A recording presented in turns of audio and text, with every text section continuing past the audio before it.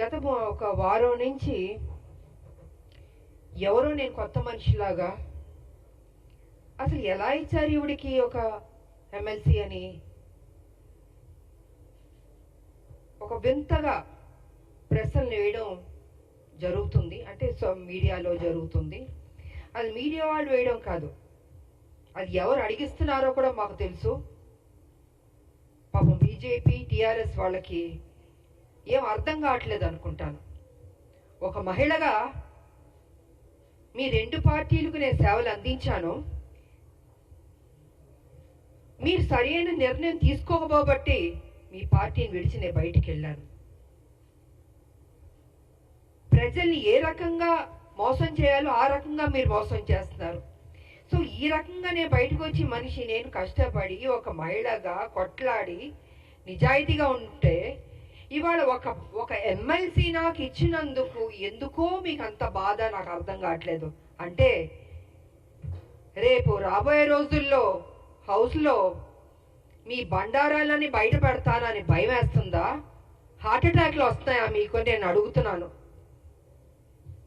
కేసీఆర్ గారు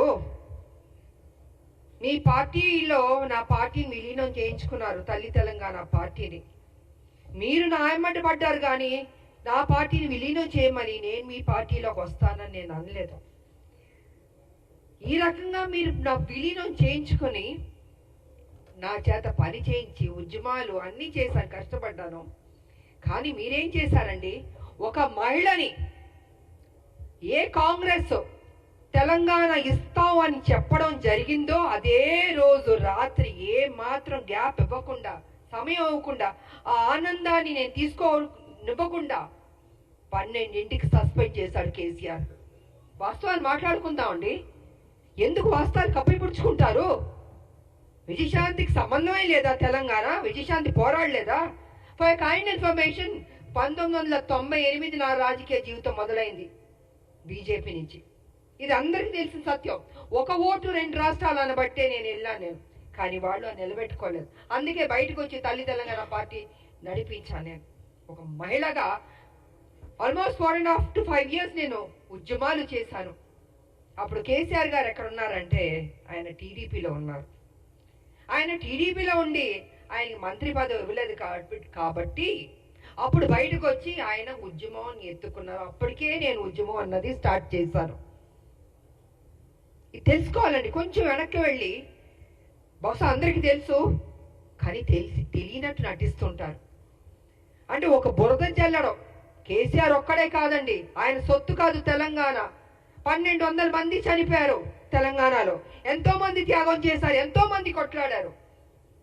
దాంట్లో ఒక ఆడబిడ్డగా నా వంతు నేను కృషి చేశాను. నేను అలాంటిది ఈరోజు ఒక ఎమ్మెల్సీ వచ్చినందుకు ఎలా వచ్చింది, ఎందుకు ఇచ్చారు, ఏం చేశారు, ఆవిడ ఎక్కడ ఏంటంటే ప్రశ్నలు.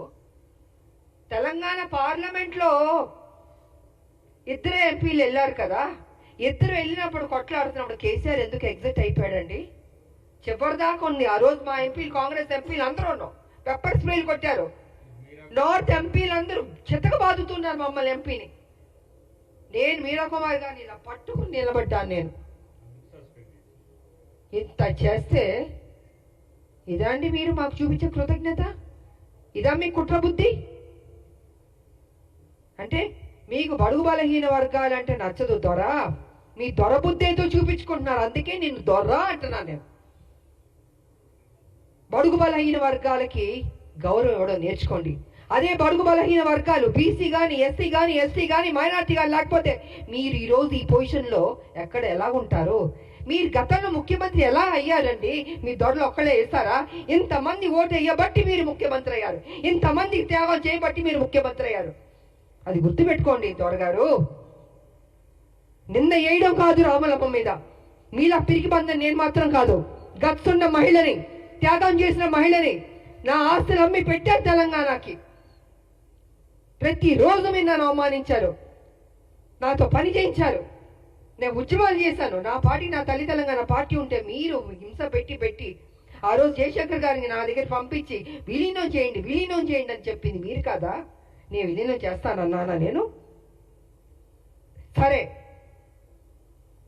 ఇద్దరు తెలంగాణ తెలంగాణ కోసం కొట్లాడుతున్నప్పుడు వేరువేరుగా వెళ్ళకూడదని ఒక దీంతో పెద్ద మనసుతోటి నా పార్టీని నేను విలీనం చేయడం జరిగింది. అంతేగాని వేరే ఏదో ఆలోచనతో మాత్రం కాదు. ఎందుకు చెప్తున్నానంటే అసలు తెలంగాణకి విజయశాంతికి సంబంధమే లేదన్నట్టు మాట్లాడుతుంటే చాలా అసహ్యంగా కూడా ఉందండి.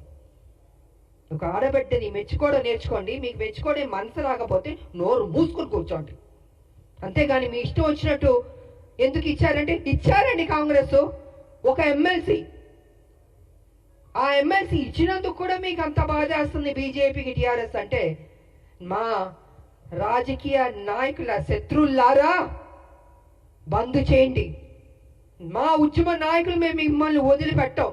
మీరు చేసే మోసాల్ని తెలంగాణలో ఏ రకంగా మళ్ళీ మీరు ఎట్లా అవ్వాలనుకుంటున్నారో ఇంకో విషయం కూడా నేను చెప్పదలుచుకున్నారు. బీజేపీ ఏం చేయబోతుందంటే నెక్స్ట్ స్టెప్, ఏ తెలంగాణ వ్యతిరేకించే శక్తులు ఉన్నారో వాళ్ళందరినీ మొత్తం తిప్పబోతున్నారు తెలంగాణలో. మళ్ళీ బ్యాక్ టు స్క్వేర్ వన్ ని తెలంగాణ తీసుకురాబోతున్నారంటే వాళ్ళ పెత్తనం ఉండాలి. వ్యతిరేకించిన శక్తుల్ని, తెలంగాణ ఉద్యమం నాయకులు ఉండకూడదు, తెలంగాణ ప్రజలకి ప్రాధాన్యత ఉండకూడదు, మళ్ళీ బాంచని కాలు మొక్కుతాననే పరిస్థితికి బీజేపీ తీసుకురాబోతుంది. ఇది సత్యం, ఇది తెలుసుకోవాలి అందరూ. అందుకే ఎవరు ఉద్యమ నాయకులు ఉన్నారో వాళ్ళందరినీ తొక్కేద్దాం, వాళ్ళ నోటిని బంద్ చేద్దాం. వాళ్ళు కనపడకూడదు, వినపడకూడదు, మాట్లాడకూడదు. ఇదే కదా మాతో చేసింది మీరు.